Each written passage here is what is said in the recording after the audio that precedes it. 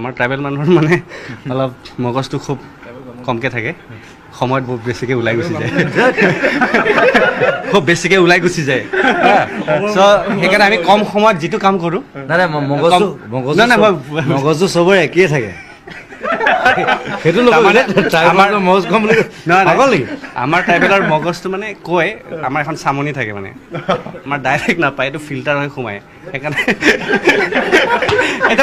এইটো ধেমালি দেই, এনেই ধেমালি কৰিছোঁ, এইটো আচলতে পাৰ্ট অফ জ'ক। আচলতে এনে কয় যে এই বেলটো আহিলে বুলি কয়তো, আচলতে এই বেলবিলাকে বহুত ধৰণৰ কাম কৰি আছে।